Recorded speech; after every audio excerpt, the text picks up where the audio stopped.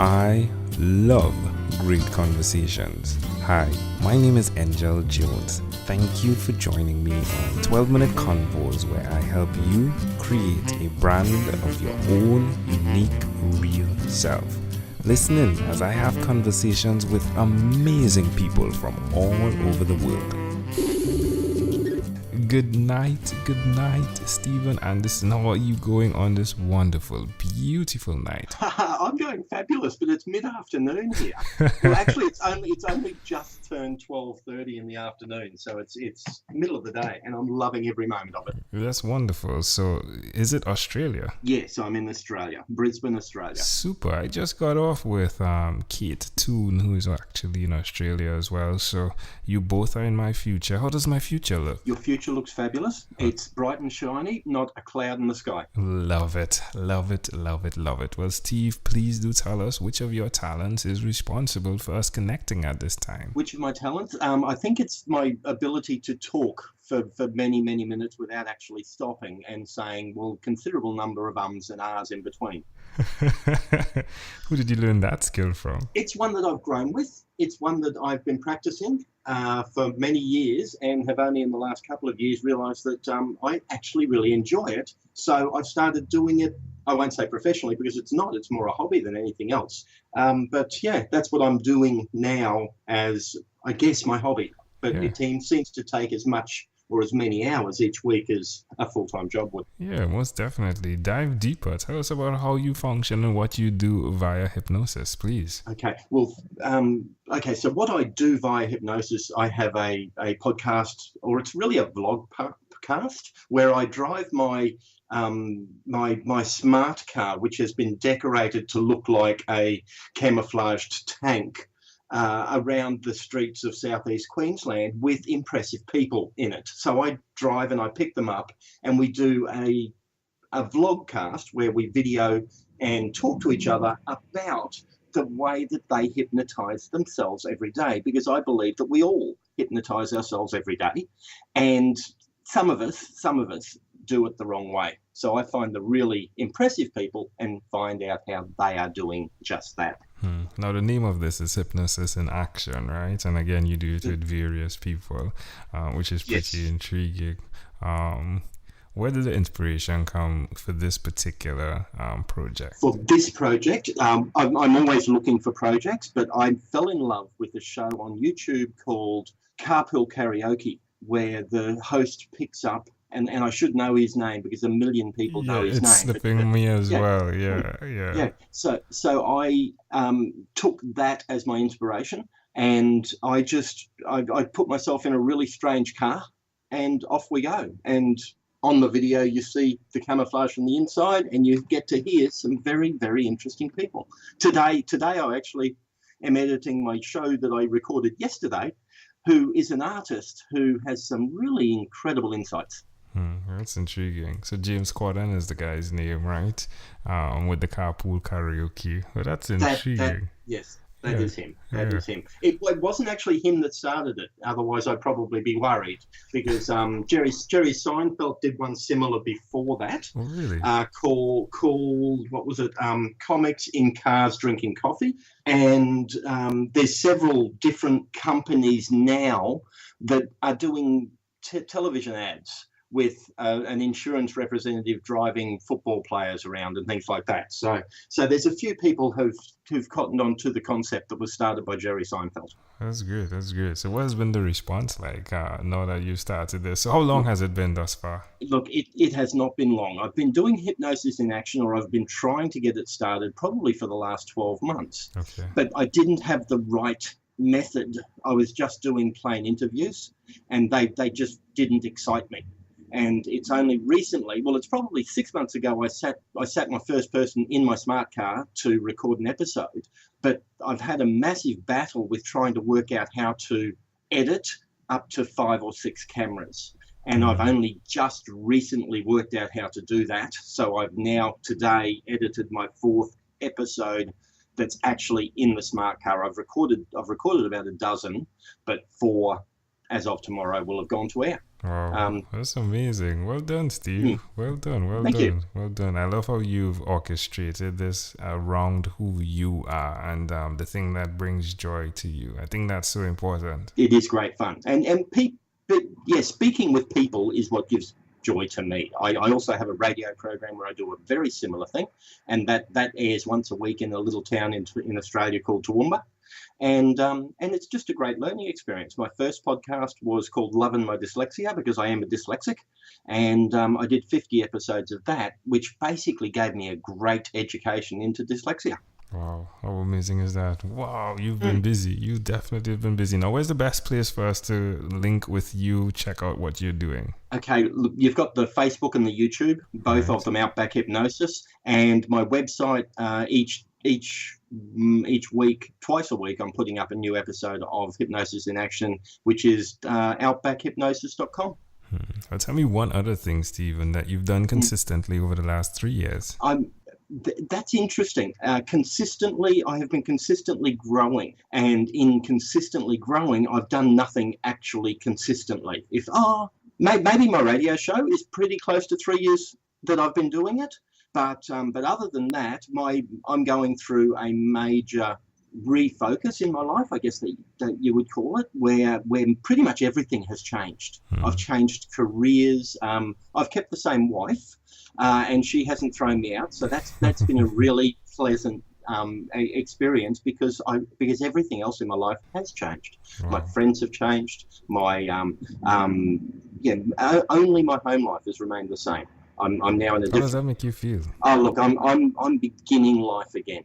I'm 52 years old and at the beginning of my new life. Yeah, like you're on halftime, right? I'm on halftime. That's it. Yeah. Absolutely. There we go. There's an amazing book by Bob Buford, Halftime. I think it's a really great book that expresses you can only be better now because of all of the experience you've gained. Now you're going to put that into action. So, it's halftime. So here we go again, right? Stephen, here comes Stephen Anderson.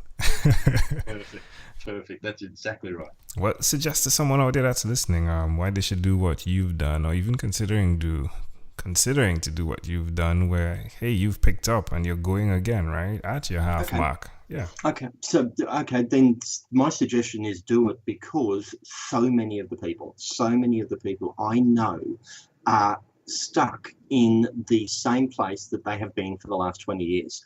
So many of the people I know are working in the same place, and have stopped living. It's like what was that movie with the gopher, where every day was the same day, starting over and over again.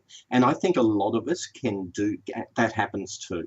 And I think it's actually it's like a virus taking over. That many people, you wouldn't understand this because I'm guessing, put yourself around people like you. That's what I've started to do, but it isn't that long ago that all of the people I was around were all in the same place that they were 5 years ago or 10 years ago, with no noticeable change. And that's where I was 5 years ago. I had been in the same place for 15 years. So changing it totally changes. Well, it's totally changed me. It's changed the person I am, and it's changed the direction I'm going in, and it's changing the way I'm living my life. I'm loving it. Amazing audience. Yeah. You're hearing it live from Stephen Anderson. Again, you can definitely check him out at outbackhypnosis.com. Stephen, let's switch gears for a moment now, and let me invite you into my time machine that is surrounded with beautiful, warm, blue Caribbean water. Stephen, what is your earliest childhood memory? My earliest childhood memory is like a glimpse of me on holidays with my grandmother when I was 3 years old, but it truly is only a glimpse, and that is some snow and some trees, and that is all that is there. I'm told that many dyslexics are similar to me and don't have great memories of their younger life. So my next really one that stands out is of me at grade 3, which is about 8 years old, and my favourite breakfast cereal bowl had floated away when the tide came in while we were on holidays, and these bigger kids were throwing rocks at it, and it floated away until they got hit by the rocks and disappeared into the water, never to be seen again. And I bring that up because it's actually something I was discussing yesterday with the artist I was telling you about. Why do you think the memory with your grandmother is so clear? Like, what was the feeling you felt at that moment?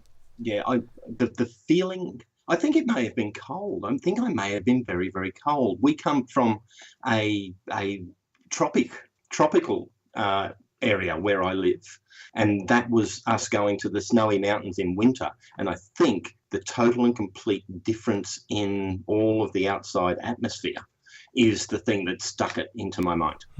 That's intriguing. All right. Well, I have nothing to offer there.